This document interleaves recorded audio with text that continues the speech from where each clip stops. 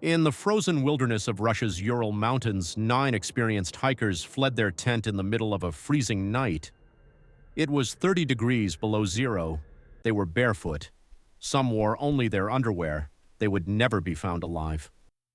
When searchers discovered their bodies months later, what they found defied all logic. Catastrophic internal injuries with no external wounds, a missing tongue, radiation on their clothing, and a tent that had been cut open from the inside. For over 60 years, the Dyatlov Pass Incident has remained one of the most disturbing and inexplicable mysteries of the 20th century. What killed 9 young, experienced hikers on a remote mountainside?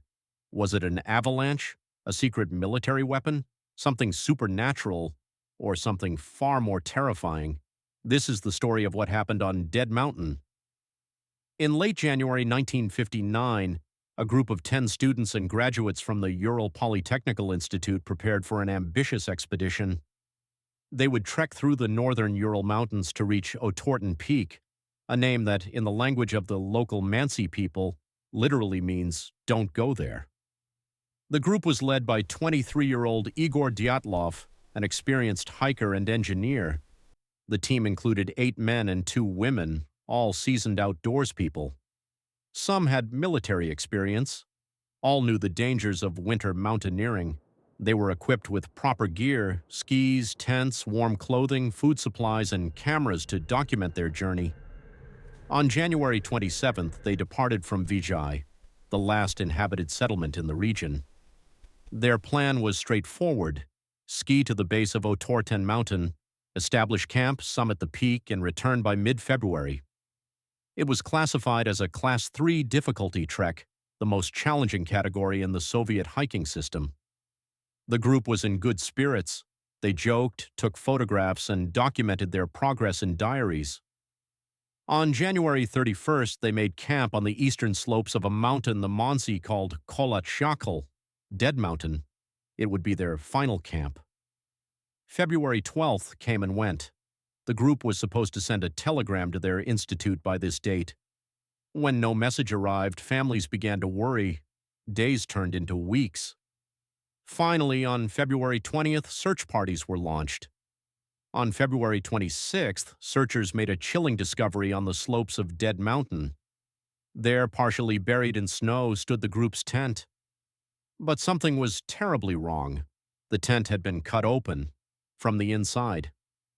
Think about that for a moment. These were experienced hikers in minus 30-degree weather. If they needed to evacuate, they would have unzipped the tent. Instead, they had slashed through the fabric with knives in a desperate panic. Everything was left behind: boots, coats, equipment, food supplies. The footprints in the snow told a horrifying story.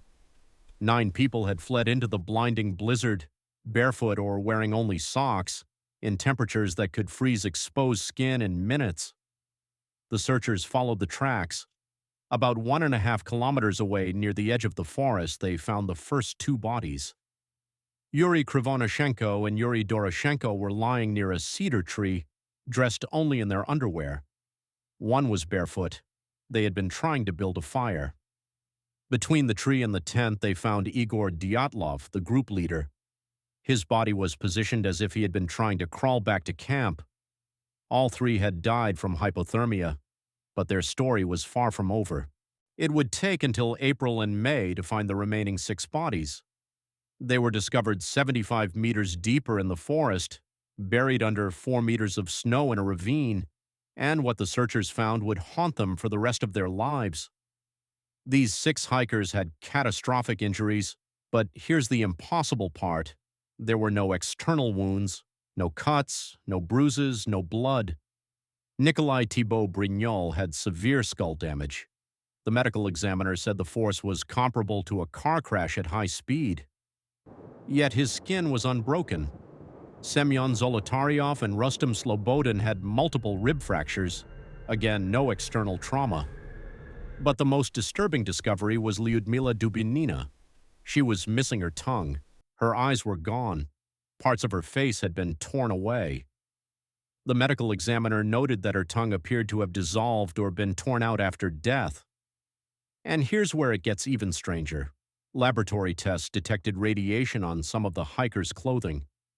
One victim's clothes had radiation levels 100 times higher than normal background radiation. The cameras found with the bodies, all the film was fogged, overexposed, as if exposed to intense radiation.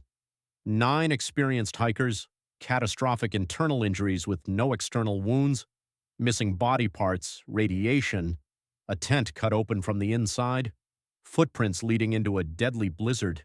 What could possibly cause this? For over 60 years, investigators, scientists, and armchair detectives have proposed dozens of theories.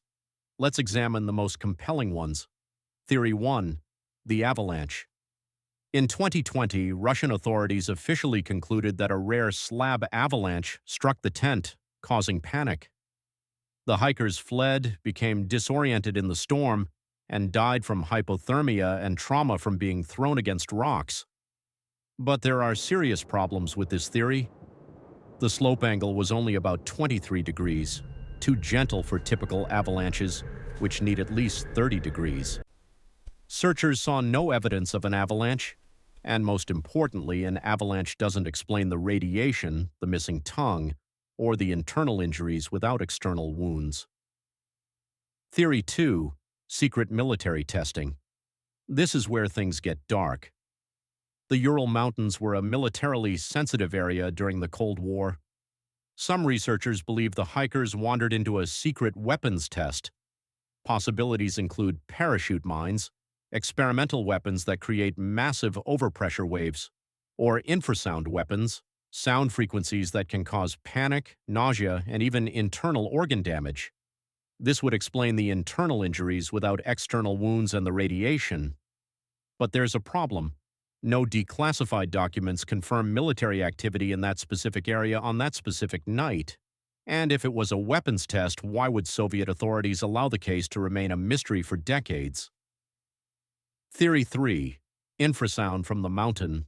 Some scientists propose that wind patterns around Dead Mountain created infrasound, low-frequency sound waves below 20 Hz.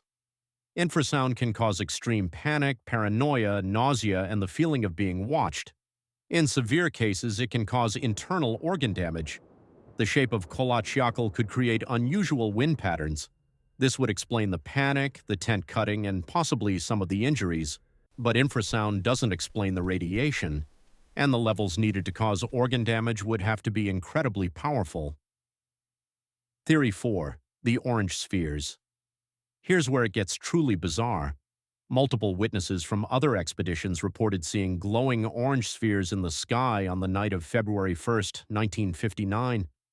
Some described them as moving erratically. Others said they hovered silently. Could the hikers have encountered something extraterrestrial? This would explain the radiation, the panic, and the fogged camera film, but there's no physical evidence, and it doesn't fully explain the catastrophic injuries. Theory 5. A perfect storm of mistakes. Perhaps the most realistic theory combines multiple factors: poor campsite selection on an exposed slope, a sudden blizzard causing whiteout conditions, possible infrasound creating panic, disorientation in the storm, hypothermia leading to paradoxical undressing, a real phenomenon where freezing victims remove their clothes, falls into the ravine causing traumatic injuries. It's the most plausible explanation. But even this doesn't account for everything: the radiation, the missing tongue, the fogged film. The truth is, no single theory explains all the evidence, and that's what makes the Dyatlov Pass incident so deeply unsettling. Let's talk about the details that make this case truly inexplicable. 1. Radiation levels 100 times normal background on clothing, never adequately explained. 2. Lyudmila Dubinina's missing tongue, not cut, dissolved or torn out. How? 3. The orange spheres witnessed by other hikers that night. 4. All camera film fogged or overexposed, consistent with radiation exposure. 5. The cedar tree branches broken 5 meters high, requiring incredible force. 6. The location's name, Kolochakal, Dead Mountain. A chilling coincidence? 7. The timing. They died on February 2nd, exactly when they planned to reach their destination. 8. Compass malfunctions reported by other expeditions in the area. 9. No signs of struggle at the tent site, despite the panic. 10. The last photograph. 9 young people, smiling, full of life. Days later, they were dead. These details don't fit any single narrative. They create a puzzle with pieces from different boxes. The Dyatlov Pass incident remains officially unsolved. The 2020 avalanche theory closed the case for Russian authorities, but it failed to convince many experts and left critical questions unanswered. What we know is this: 9 young, experienced hikers entered the Ural Mountains in January 1959. None of them came home alive. They died in ways that defy medical explanation, on a mountain whose name means Dead Mountain, in an area where witnesses saw strange lights in the sky, with radiation on their clothing that was never explained. Their families never received satisfactory answers. The Soviet government sealed the case files, and for over 60 years the mystery has only deepened.